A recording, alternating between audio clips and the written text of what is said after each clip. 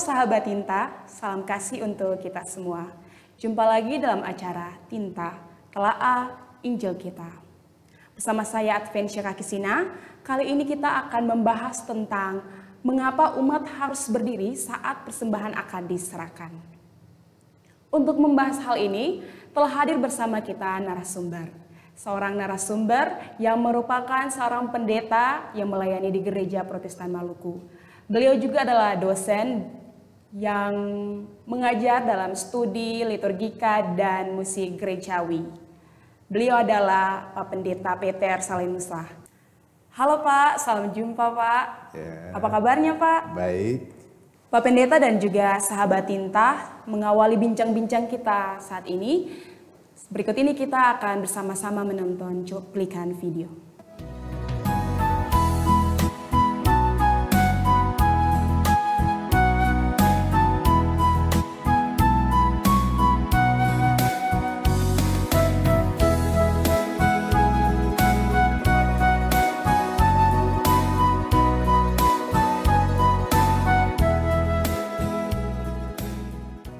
Pak Pendeta dan sahabat Tinta, berdasarkan cuplikan video tersebut, jemaat berdiri saat persembahan akan diserahkan. Pertanyaannya Pak, mengapa harus berdiri? Jadi begini, berdiri itu memang adalah salah satu bagian dari tata gerak liturgi. Nah, berdiri ini sebenarnya tanda kesiapan. Tapi kita berdiri untuk menyatakan diri sebagai persekutuan yang bersyukur kepada Tuhan, berterima kasih kepada Tuhan. Jadi penghormatan kita itu mengarah kepada Yesus sebagai korban yang agung itu. Nah, kita berdiri sebagai tanda syukur kita karena Kristuslah dia berkorban, maka kita diselamatkan. Pengorbanan Kristus itu tidak bisa dibalas dengan apapun itu. Tidak berbanding dengan persembahan syukur yang kita berikan. Tapi persembahan yang kita bisa bawa kepada Tuhan itu adalah hidup kita sebenarnya. Jadi berdiri tanda sikap hormat, tapi sekaligus kesiapan untuk memberi hidup menjadi persembahan yang hidup yang berkenan kepada Tuhan. Itu yang paling penting sebenarnya. Kalau kita bicara tradisi gereja, dulu itu, jadi itu sekitar abad kedua, ketiga, ada praktek di mana orang-orang Kristen itu ketika berkumpul dan beribadah, mereka membawa persembahan. Nah, persembahan itu kan dia berhubungan sebenarnya dengan Ekaristi. Tapi ditempatkan di satu tempat yang khusus. Nah, itu ditujukan kepada pelayanan gereja dan orang-orang miskin. Nah, jadi ada yang dibawa khusus untuk Ekaristi itu.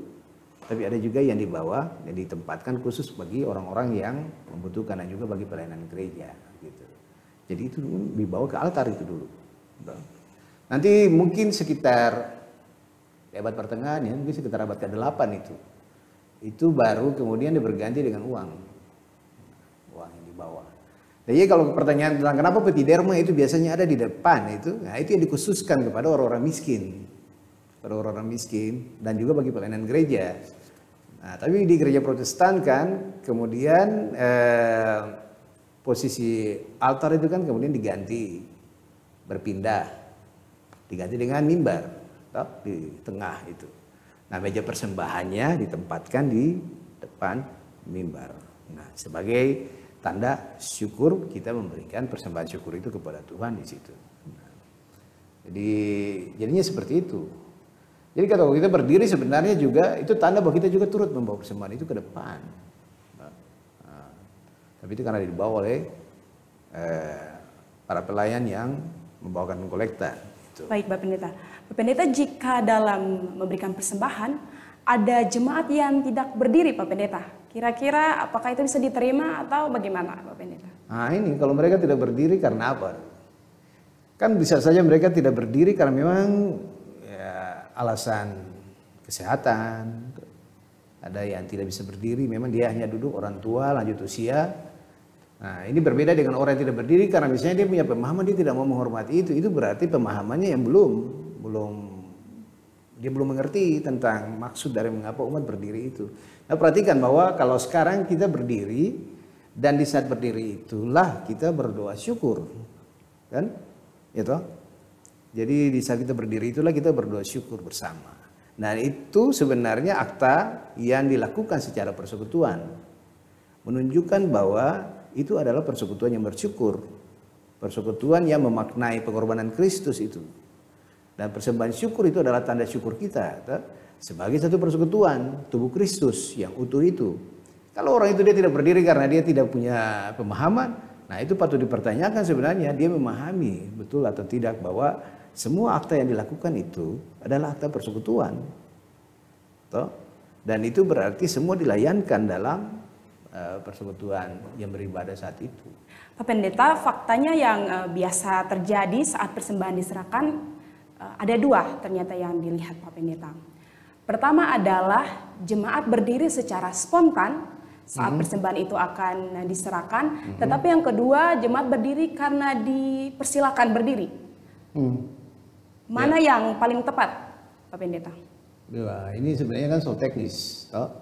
Soal teknis. Kalau misalnya mereka berdiri spontan, itu berarti mereka mesti tahu bahwa pada waktu itu para petugas pelayan atau kolektan ini akan membawa persembahannya. Persembahan itu ke depan. Nah, itu berarti mereka mesti siap-siap lagi. Karena posisi membawa itu biasanya dari belakang.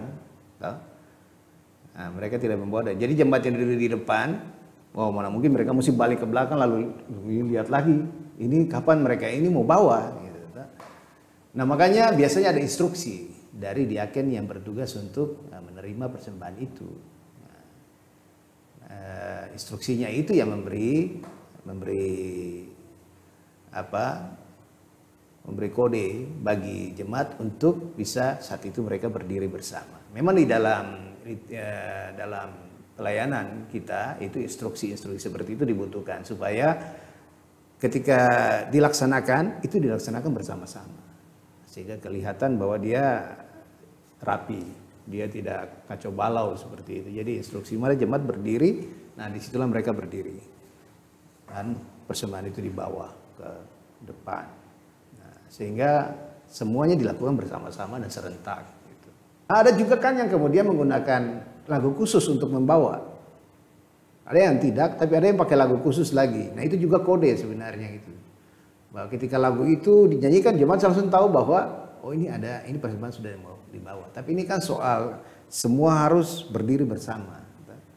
Sehingga memang ada instruksi yang disampaikan jemaat dipersilakan berdiri untuk persembahan ini dibawa ke depan. Nah, itu mereka bisa langsung berdiri. Itu soal teknis memang. Baik Pak Pendeta. Pemerintah berikutnya saat para kolektaan membawa kantong kolektaan ke depan ke meja persembahan nih Pak. Apakah para kolektaan itu meletakkan dulu kantong persembahan di meja persembahan baru berdoa? Ataukah berdoa dulu baru kantong persembahannya diletakkan di atas meja, Pak? Tapi kalau di panduan liturgi kita itu sudah dijelaskan, sudah dituliskan juga, tertulis di situ bahwa mereka harus meletakkan dulu, baru itu didoakan. Karena itu tanda syukur yang diletakkan di atas meja. Persembahan itu milik siapa sebenarnya? Persembahan itu diberikan kepada siapa? Jadi diberikan sebagai tanda syukur kepada Tuhan kan. Jadi persembahan itu dibawa, diletakkan seharusnya di atas meja itu. Meja itu adalah mesbah itu. Kalau kita bandingkan dengan di zaman perjanjian lama orang menggunakan mesbah kemudian menaruh korban bakaran di situ ya mereka taruh kan di atas mesbahnya. Jadi itu kan ditaruh baru diletakkan. Kalau kita bisa lihat dibandingkan di Matius 23 kan Yesus juga ketika berbicara dengan menanggapi apa yang dipikirkan juga oleh orang Farisi kan Yesus juga mengatakan itu kan. Ada orang Farisi mengatakan bahwa kalau bersumpah demi persembahan itu dia mengikat. Yesus mengatakan bahwa yang menguduskannya itu adalah persembahan itu atau mesbah yang menguduskannya. Jadi ada hubungan antara tempat meja itu dengan persembahan yang kita bawakan.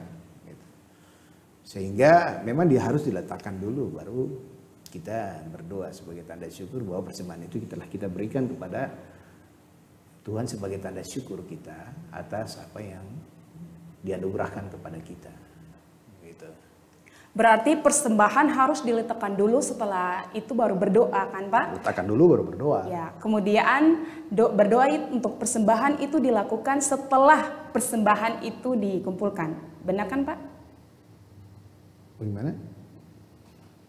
Jadi setelah persembahan dikumpulkan baru berdoa Pak. Jadi berdoa setelah persembahan, bukan berdoa sebelum persembahan. Iya, jadi posisi berdoa sekarang ini kan kita sudah menetapkan. Jadi doa persembahan syukur itu dilayankan ketika persembahan itu telah dikumpulkan dan dibawa ke meja persembahan. Ya, Pak. Baru dalam posisi berdiri itulah kita berdoa. Ya, baik Pak Pendeta, pertanyaan terakhir Pak Pendeta sebelum kita menutup segmen ini. Oke. Bagaimana dengan kebaktian yang dilakukan di rumah-rumah jemaat Pak?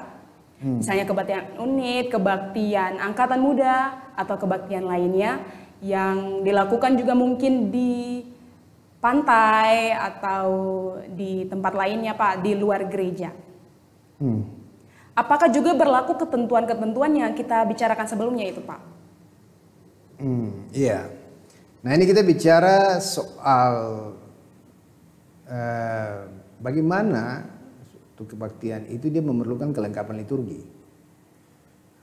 Jadi kalau kita misalnya kebaktian kita laksanakan di gedung gereja, nah di situ semua kelengkapan liturginya memang tersedia. Tata ruangannya kita gunakan, tata busananya, tata musiknya, tata geraknya, itu semua dibuat dan karena memang tersedia. Jadi posisi mimbar, di depannya itu meja persembahan. Nah, dia terletak pada bagian-bagian yang kemudian itu sudah ditetapkan sebagai tata ruang liturgis. Nah, tapi kalau misalnya kita beribadah di rumah, misalnya di rumah-rumah atau di mana di lokasi di luar gedung gereja, kan tidak semua kelengkapan liturgi itu disiapkan. Kita tidak bisa membawa apa yang dilaksanakan di gedung gereja yang memiliki semua kelengkapan liturginya dengan meja persembahannya, dengan mimbarnya, yang diletakkan di tempat yang khusus itu. Jadi itu yang membuat sehingga ya, secara liturgis yang diutamakan adalah makna dari apa yang kita lakukan itu. Tapi kalau pertanyaannya bisa berdiri atau tidak untuk membawa persembahan itu, jawabannya bisa. Bisa berdiri untuk membawakan itu, dan setelah berdiri itu doa persembahan dilayankan. Jadi pada posisi itu memang ada hal-hal yang tidak seperti kita layankan itu di dalam ibadah jemaat pada gedung-gedung gereja yang permanen. Gitu. Karena konteksnya ibadah rumah. Gitu. Baik Pak Pendeta, banyak sekali pengetahuan yang kita dapatkan dari diskusi saat ini. Sahabat Tinta, persembahan adalah tanda dari pengakuan bahwa apa yang kita nikmati ialah pemberian Allah, dan karena itu kita harus bersyukur kepada Allah dengan memberikan persembahan. Demikian bincang-bincang saat ini dengan Bapak Pendeta Peter Salenusa. Terima kasih banyak Pak untuk sharingnya saat ini. Semoga bermanfaat untuk sahabat Tinta. Sampai jumpa lagi dalam segmen selanjutnya. Tuhan Yesus memberkati. Shalom.